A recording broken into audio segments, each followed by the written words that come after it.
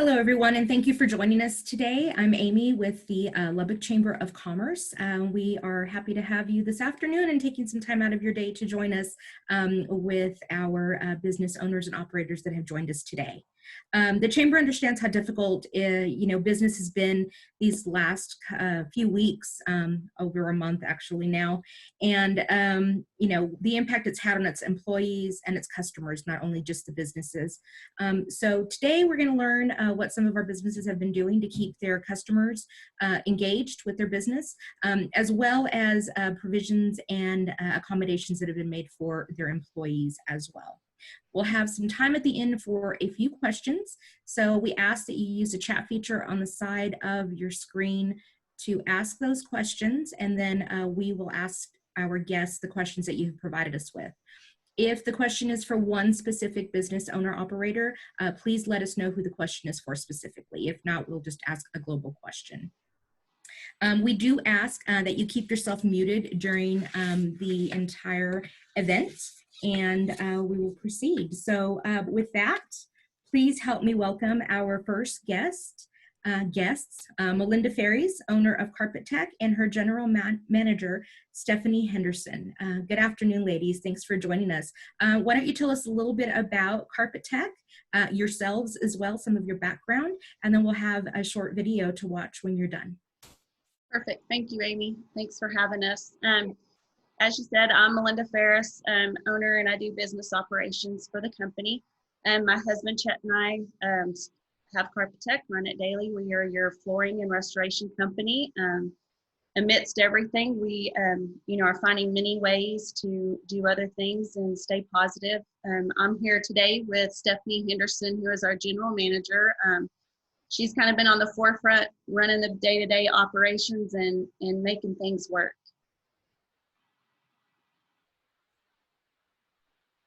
Yeah.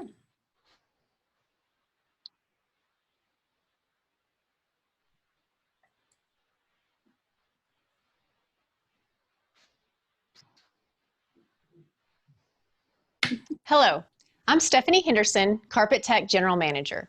We are excited to see local businesses back up and running and want to do what we can to help.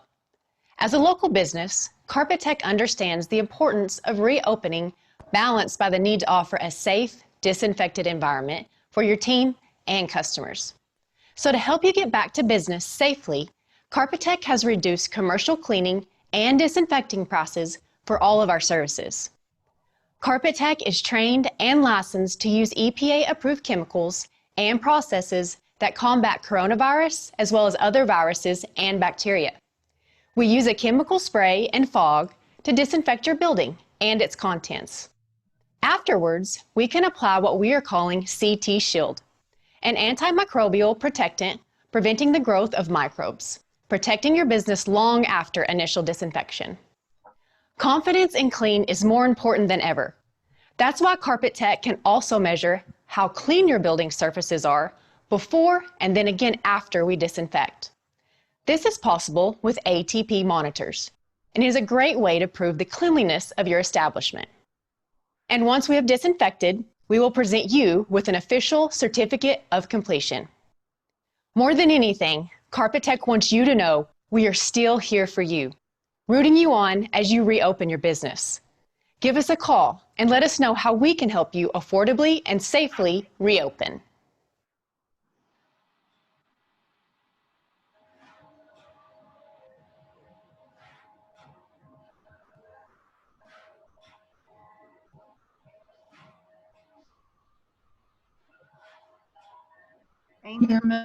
You're muted. Thank you. Sorry about that. I ignored the screen when it was telling me I was muted. Thank you, ladies, for that video and for the introduction. Now help me welcome Carlos Morales, Executive Vice President of Caprock Home Health Services. Thank you for being with us today, Carlos. Tell us a little bit about yourself and Caprock. Absolutely. So thank you for having me. Again, Carlos Morales, Executive Vice President for Caprock Home Health. We are a family-owned business. My parents started this company just over 36 years ago here in Lubbock. Since then, we have about 12 offices across the state of Texas, providing home health services, exactly what it says, from skilled nursing and therapy to assistance with ADLs and IADLs. And we've been extremely challenged through this time. We've been able to stay open. We've certainly been handed a number of challenges that have pushed us to our limits as well as allowed us to grow. So excited to share some of those experiences with you and take any questions you have.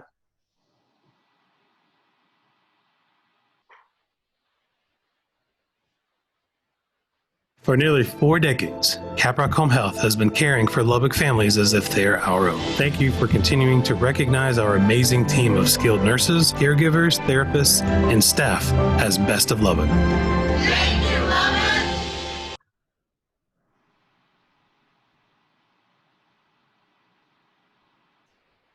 Thank you, Carlos. That was great. Let's welcome Sara Kerns and Shay Kendall, co-owners of Front Door Decor. Tell us about Front Door Decor, ladies, and a little bit about each of you as well. Hi, so I'm Sara, and we own Front Door Decor. I'll let Shay chime in and say a little bit too, but we are basically a monthly membership company. We come out and decorate your front door for you for the seasons, holidays, every month if you choose. I actually have a background in sports medicine. Life took a turn not long ago, and so we jumped into being small business owners, and I'll turn it over to Shay. I'm Shay Kendall, and I am a farm wife out here in the middle of nowhere. That's why I couldn't be with Sara today. But I've been in the design of business since I was 22, so about 20 years. And it was just an idea that we had. Sara was desperate for a while. She had just found out she was pregnant and needed a new job. So we came up with Front Door Decor and got it off the ground. Thank you for that.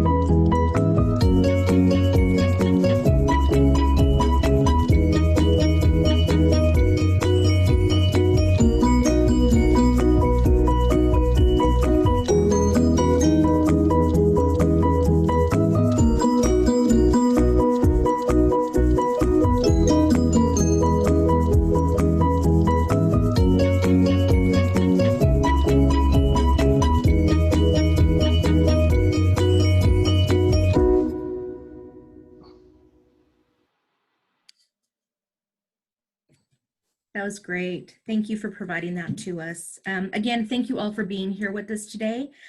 We are going to have a few moderated questions. So if each of you will take turns answering those questions, that'll be great. Again, if you have any questions for any of our business owners, operators, please put those into the chat portion of your screen, and then we'll get those asked at the end.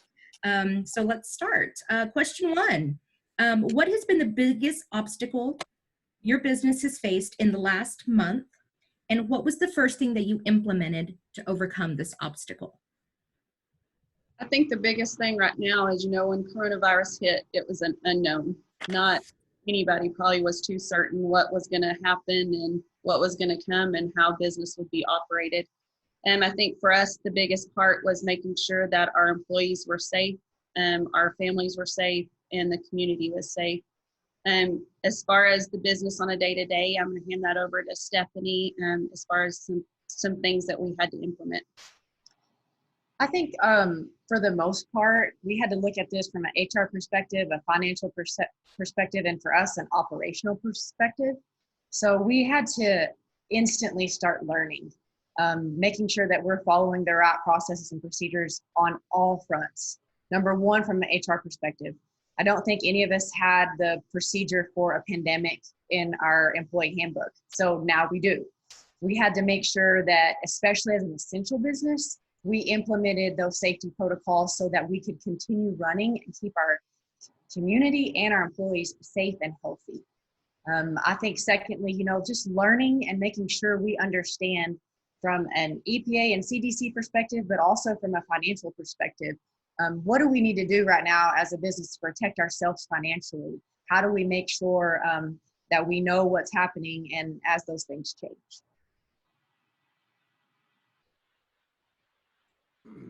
I would say For us, the biggest obstacle is really not having all the answers, right? As stated, this was something new. We have we have a lot of protocols, right, that has to deal with infectious diseases, that has to do with battling even influenza outbreaks and or pandemics. However, this COVID-19 came with its own set of symptoms, right, with its own set of unknowns. And so it was extremely difficult trying to search for the answers and guidance when we're getting questions from our employees and from our clients at the same time. So being a healthcare provider, we have to be extra careful when entering our clients' homes, because that's where our clientele is. They're in their home. One, they're in the safest environment that they can be, definitely throughout this pandemic.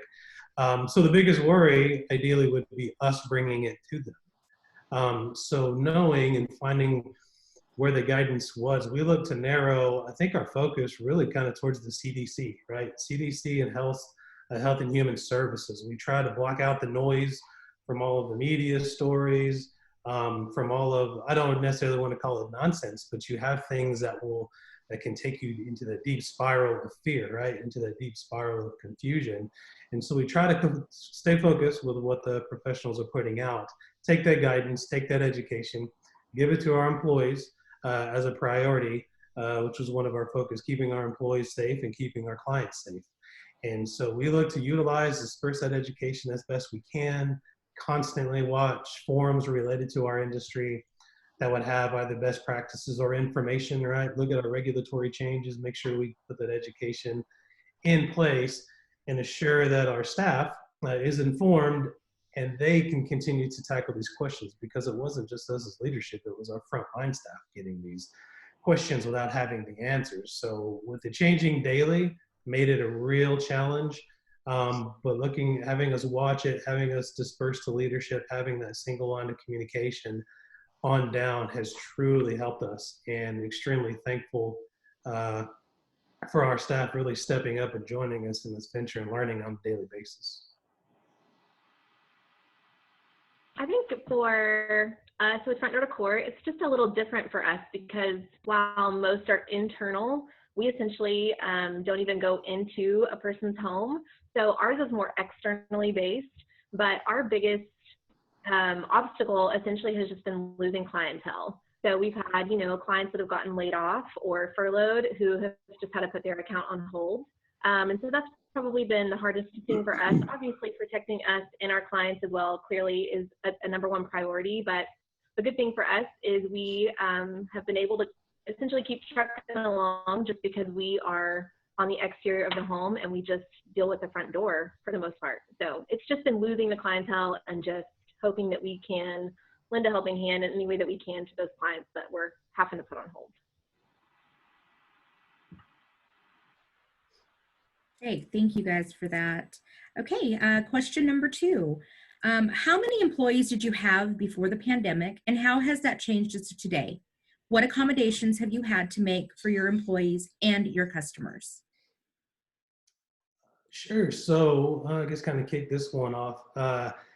As being labeled as an essential business, we've, especially in the healthcare, we've really been able to hold on to the same number of employees we've had. We do have several clients that have, out of fear and worry, have asked us to cease services, and many of those caregivers that are tied directly to those schedules, maybe without, we're looking to see if we can't align them with other needs, right? Other hours of other clients that they may have a need to fill, because we know that once they're more comfortable with this, once we look to get past this and along further down the line, that they will want to install those services again.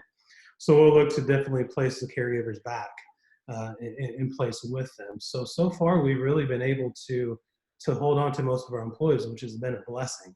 But with that, we've also had to send many of our staff home, many of our office staff, right? So our field staff definitely continue to operate out in the field, but a lot of our office staff, we've had to work towards a work from home type of model, which was very challenging, but I think it was a necessity. It was a necessity for us to protect them and to do our part, right, to flatten the curve and support the community in this effort to do so. So we work diligently with our IT staff, our network management provider as well to ensure that we do this securely, and we do it as quickly and safely as we possibly can. So it's been a bit of a challenge to do that. Getting people plugged in and continue with their operations actually was a little bit more streamlined than we thought. But we also then got placed with a lot of focus that needed to be geared towards, kind of, if you will, displacing the staff from their normal, right? They're used to engaging with their coworkers. They're used to engaging with their team face to face and challenge and be successful in providing solutions for anything that we need. And having to do that now virtually has been a bit of a challenge for some. And so immediately we look to take focus on self-care, right? So not only do we have to have the challenges of productivity and making sure communication, everybody's engaged, we want to make sure that we're doing this and paying attention to their overall needs as well. So we put together, a lot of good resources for the employees as we put them in kind of situation to work from home, make sure they're taking care of themselves. Some of our leadership has even created, a break, I think about 10 o'clock every weekday for people to take and engage if they want to, a faith-based type of break, which I think has been accepted quite well. And it's really proven to be a good solution for many of our staff. So we've been able to really provide, as we feel, the best experience we can, as we had to move people home and move them home quickly. It's so far been a good experience, and I think some people are actually really liking it. So we may actually have some positions to think about engaging more work from home opportunities with. Thank you. Sarah Shea. I think Sarah, you want me to answer it? Yeah. What? Okay. Yeah, we only had you and I. We were the employees and we are the employees. Nothing has changed for us on that front. Sorry, I had down that Sarah was going to answer that. That's okay. So, no worries. Yeah, the only thing that we would say is that we were not, it just limited us because we were actually looking at bringing someone else on to help us with production. But when all of this hit, obviously there was no reason for that. So we just have kind of put that on the back burner with a couple of other ideas that we're working on right now.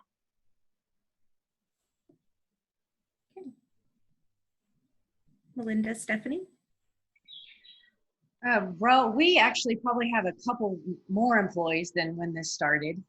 Carpet Tech, being an essential business and doing what we do in the cleaning and disinfecting industry, we've really had to accommodate our customers by making sure we're fully staffed and that everyone is fully trained in the best practices for fighting the coronavirus, as well as all of the other things that we do on a day-to-day basis that are in need right now. There's still floods and there's still fires, so we still have to be on the front lines to help people and serve the community. So as far as accommodating our employees, it looks a lot different for us right now than it typically does. We generally have a lot of face-to-face interaction with each other, and we have employees that are on the front lines out in people's homes and offices. So we had to make sure, number one, that our communication was really good. And then number two, we needed to answer the question, do our people have the things that they need to feel safe? We felt like that was really important. If we were going to be working in this time, all of our employees, from the ones that were answering the phones to the guys that are doing the service in the field, need to feel safe. So how do we do that?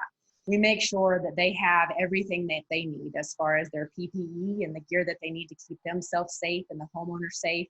And then internally, there's a lot of things that are different now than were before. So does our staff have everything they need to feel educated on what do we do for these services that we've never fought coronavirus before, but now we're the experts on it because we took the time to get trained and get certified.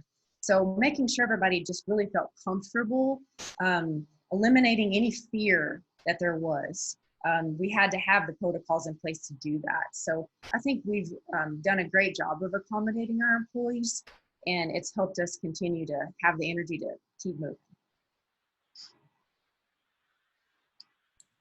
That's great. Thank you. Great answers. I love, Carlos, how you've added that FaceTime into or made it optional for your employees to kind of join in on that too. So that's great. Okay, question 3. what is one thing that has changed that you never thought you would ever have to change as a business owner or operator since all of this started? With us, it's not monumental because we're just decorators. We're not special like Melinda. I mean, like, we don't take care of people. We just take care of doors. But for us, it was that we went through this whole process of developing a contract that would, protect our clients and protect us. And we didn't have anything like Stephanie was saying, that we had nothing for a pandemic in our contract. And so with people getting laid off and just knowing that people are in hard times, instead of executing our contracts, we've just kind of put things on hold. So instead of, executing them and making them pay to get out of a contract, we just decided that we would instead let them put them on hold, and then we'll pick back up after all of this is released and see where everybody's at. So it was just us. The only thing we did was that we're just giving our clients more time, and ourselves, honestly, when it comes to that, before we have to make mean decisions. Yeah, and don't sell yourself short. You guys make people happy with what you do, and that's important during time. Well, thank you. I mean, and we do, and people say that a lot, but we're not necessarily essential. So. We're not saving lives. Thank you. Melinda, Stephanie? That's exactly what I was going to say. You take care of me and you make me smile when I look at my door. So Right. you're taking care of somebody. Well, good. I think for us, if you know me at all, I am social. I'm a hugger. I want to be with people. So, things that would change that I never thought. We run our business as a family based on family values. So, not being able to walk in the door and go and greet each person every day, our employees, our customers, everybody. That's just not how we've taught our people and trained our people, because we are there to serve them. So that's been hard for us.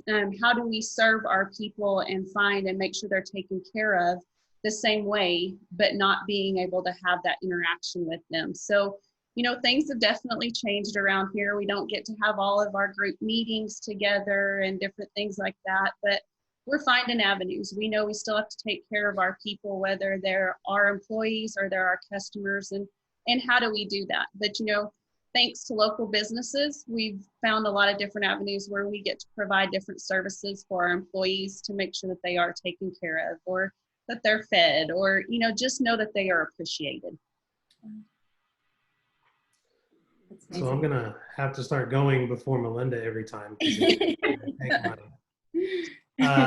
My focus, but one of the things I think that we've experienced that I never thought we would, and even though we're still in business and we're still going and delivering our services, is that we'd have to lock our doors, right, to the public. We, as a home health provider, we really focus and pride ourselves in face-to-face interaction and communication and a bit of hands-on with our clients to assure we are overall observing and ensuring that we're meeting their needs, making sure that we're not missing anything that we need to put into our care plans, make sure we're not missing anything that we need to put into our support services.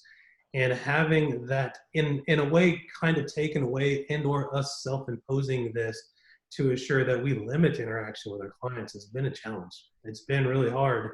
And but our staff is fantastic. They continue to contact, right? They continue to call our clients, and sometimes it can be to an annoying factor, but because we're doing it so often. But it's something new and something we're looking to adapt to. So it's hard to take away that face-to-face interaction. One of the other challenges is that we have people that come in constantly to apply, right, for positions for caregivers. As we're always looking for quality caregivers, that has to be shifted to virtual, that has to be shifted to phone calls. And so we're hiring and even doing orientations over the phone for our clients, which is a bit nerve-wracking for us. But the experience our team has is great. So we're wading through it, partly out of obligation. The other one is really necessity. It's a necessity for the safety of our clients overall, period. So not having that interaction really eats away at us, but we're making through it and making our way through it. And as we can move forward towards safely opening up and getting that back into play, we're certainly looking forward to that. That's great. Great answers. Wow. You're all amazing what you're doing. Okay, next question. Share something that you recently started to keep your customers engaged and coming back time after time over the last month. And has social media played a role in this? I'll start this one off. I think we can all say thank goodness for social media, especially right now, that we can reach the people that we need to reach on a day-to-day basis. I think the biggest thing for us is our healthcare promotion that we've been doing, and being able to reach out to people and have them share their stories about the people that are on the front line, that are there day-to-day basis, you know, in the hospitals, taking care of people, and being able to have people share those stories so we can go in their home. And so what we've been able to do is give away a whole house disinfecting to those winners. And, you know, to be able to hear those stories and just people share how much they appreciate their friends, their family, and maybe even people that they don't really know, but they get to share those stories. That's been a blessing to us. And I know that's one big thing that I've really loved to see and hear and receive from people. Stephanie? I think the main thing with keeping the engagement with your customers is just to be creative right now. What we want to do is serve the community in whatever capacity that means for us as a business. Right now, things are ever changing and so different. So looking at what does that look like for my business, and how can we engage with those customers in a different light? You know, we think about social media and the things that we do as a way to do a promotion where we're trying to sell or things of that nature. But, you know, our mindset is to get out there and be the positive part of the things that people see on Facebook or on LinkedIn, instead of being inundated with the negativity or the constant feedback of the coronavirus. But what is the good that's going on right now? That's how we want to engage with our community and our customers. It's what we all need. So kind of as I had stated before, as far as keeping in contact with our clients, a lot of it through, of course, our frontline staff going and providing the services. But from our management standpoint, we've been doing a lot of phone calls. Part of it out of regulation requirements, right? To assure we do our proper screening, assuring that we're tracking this information. And as we continue to do that, it really, as I stated, can be to a point where it becomes a bit tedious and quite honestly annoying for some, right? They're just like, stop calling me. Yes, I'm fine. And we want to make sure, and we get it, and we certainly appreciate that. So we have to continue to kind of be creative to make sure we still stay in touch with them without driving them away, right? Or without shutting them off from us during this time, because keeping in contact is extremely important. So sending information to them, education on what to expect of symptoms, information related to COVID-19. Our expectations, everybody's, it's our obligation to continue to provide that. And we have been doing that as such. And as far as social media is involved, we're looking to definitely continue to use it more. We've used it to recognize our staff. We've done a fantastic job of continuing our services, continuing communication. We absolutely see every single person on our staff as a hero, as many people should during this time, that are out there continuing to provide the necessary services for their clients. But I think we're going to look to start shifting towards using it more on an informative platform now. Informative so much as kind of what we're doing as a company. I think everybody got inundated with emails since this started from everybody, right? And putting it out there. And so being a part of the mix is certainly important, but I think taking the opportunity of Texas opening up to educate people as to what our company is going to be moving forward with, what practices we have in place, right, to educate, to assure everybody that we're continuing to practice safety, and putting the health as a priority is going to be important. And so I think we're going to take the opportunity to be more educational on our social media now. Certainly continue the celebration as to everybody that's out there continuing to fight during this time and providing services. But we're going to look to be creative and use social media a bit more. So not only contact just with our customers and the public, but use it as a means for our employees as well. I've made some videos, which kind of took me a little bit out of my comfort zone, but made videos to send an email to our client, to our staff, right, to keep them up to date as to what we're doing.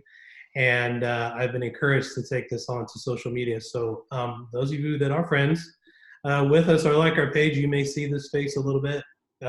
Sorry, you can pass on if you want to. If not, we're going to try to keep it short and sweet and really use social media to the benefit of our company to educate everybody on what we're doing to continue our services and stay safe and smart.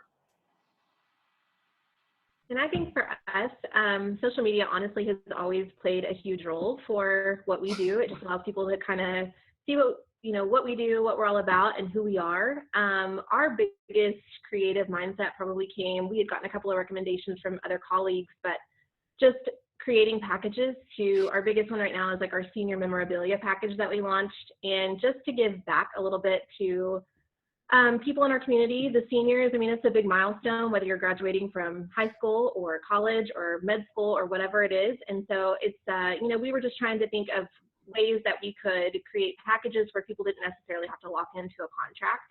So just kind of a case-by-case basis. So we did a senior memorabilia package. We're obviously like blowing hard on Mother's Day right now. Those wreaths will go up and go out. And then we are honestly looking at doing some front porch staging. So we may end up doing some giveaways here and there just to try and give back and keep people engaged with us so that nobody gives up, because we're all going to make it through. Right. And I think it's important right now because everything is a little bit slower for everyone except, people on the front lines, that they take this time to kind of reevaluate. I don't know. I'm sure other businesses are seeing it too. Like, this is a good time to realize what expenses were unnecessary as far as your business is concerned, like where you were spending money and it weren't being frugal enough or something like that. And then turn around and kind of allocate those funds for something else. And as far as us, it's going to be engaging more with our actual customers, not even necessarily pulling in new customers, but showing our current customers how much we appreciate them. So whether it's, cards or cookies in their mailboxes or whatever, we're going to start using those extra funds to kind of go the extra mile to make sure that our customers know how much they mean to us. So. Great ideas. Love that. Love the cookies in the mailbox. It's better than getting a bill, right? Who doesn't love that? Who doesn't love a good Right. cookie in your mailbox? That is sweet. I love that. All right. So we go on to our last question. What advice do you have for your fellow business owners or operators who are looking to keep their customers connected and their employees engaged?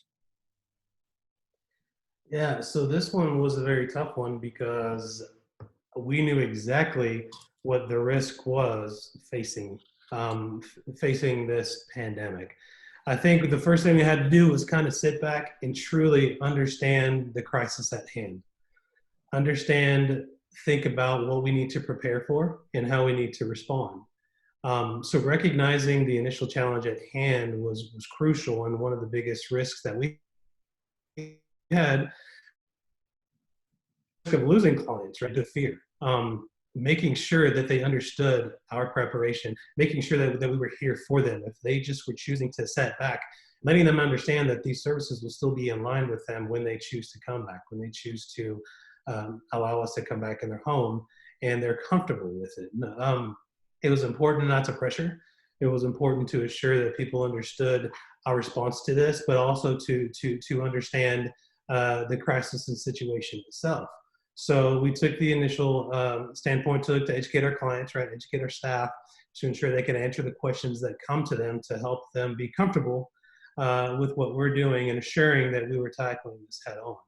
So being able to assess our risk and understanding what the top things were, I guess the top considerations would be in order of losing clients and our communication with them had to be number one, because the phone calls were about to start coming in if we weren't ahead of this. And taking that and assessing that risk and recognizing it and putting forward a response, we used our team, ideally, identify the current issues and problems surrounding customer service and development plans, making sure that they knew the risks and also how to help strategize, right? Listening to it, opening up the lines of communication and how they thought would be the best, because being in 12 different cities across Texas comes with its own challenges as far as cultural approach. as far as makeup and how we needed to address the situation with our different locations. So taking their input and using that into part of our strategy plan has been huge. We wanted to keep it simple, right? So the idea is keep it simple, dedicated to discussions on regulatory and operational changes, because being a contractor with Medicare and Medicaid, that's a lot of how we operate. So we had a lot of our regulations that change weekly, change daily, and how we're going to respond to that.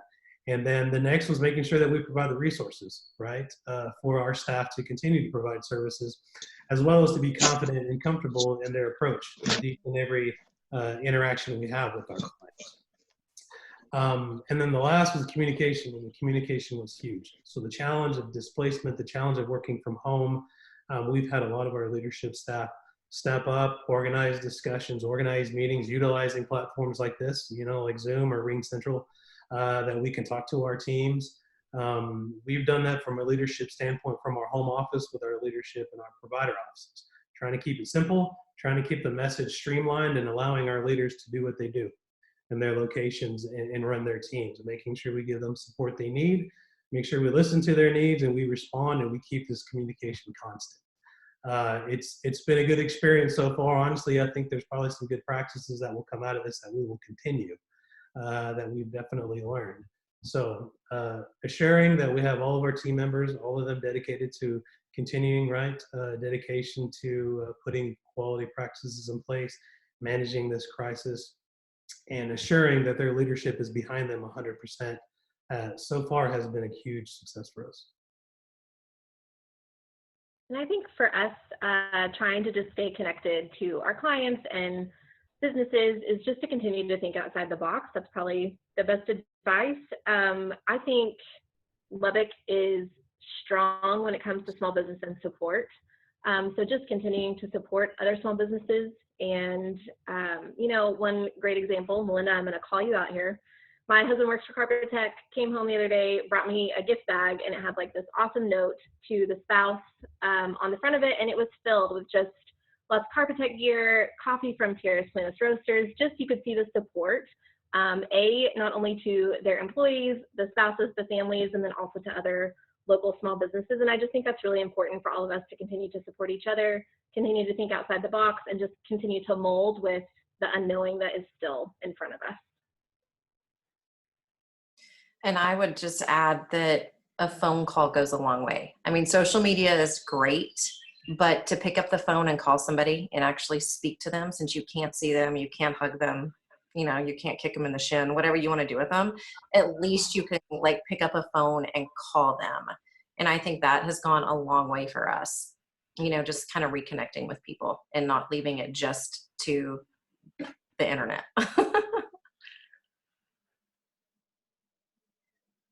I agree, Shay. That's exactly what I think. I think the biggest advice for us is, not losing sight that we are West Texas. The biggest thing is we might not be able to shake their hand or give them that contact, but we can still check on them. We can make sure they're okay. And we always have said, I think that something that we're really gearing on right now is we are still here for you. And just because that's what we are. We didn't go anywhere because something happened. And I think that goes for Lubbock as a whole, for West Texas, that, that's the message that we need to give is what we were doing before, just because of this doesn't mean it changes. We're still going to do exactly what we said we were going to do.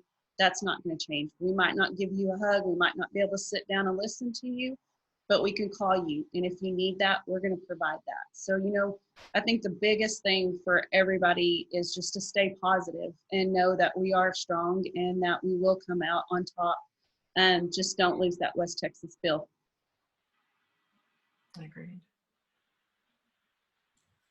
I think as an operator too, a piece of advice that I would have is making sure you're staying flexible enough to ask yourself the question, what is it that my customer or clients need right now that I can provide that maybe looks different than normal? So maybe you can't sell the things that you typically do, but do you have the knowledge that they need? Or Do you have access to suppliers that they need? Looking for those things and answering that question so that you can continue to serve them and engage with them and provide a need. So when everything opens back up and we're operating as normal, that's what they remember. It doesn't necessarily have to be what you do every single day before this happened, but what is it that you can do? And I think secondly too is just urgency. Carpet Tech is an urgency company by trade, but really right now it's making sure we respond quickly to what's going on. Right now is not the time to sit back and wait. It's the time to push forward as soon as we know what our customers need, or as soon as we know what our employees need. It's time to make a decision and go with it. So that would be my advice. Well, you all have such great advice to give. Thank you so much for sharing all of that today.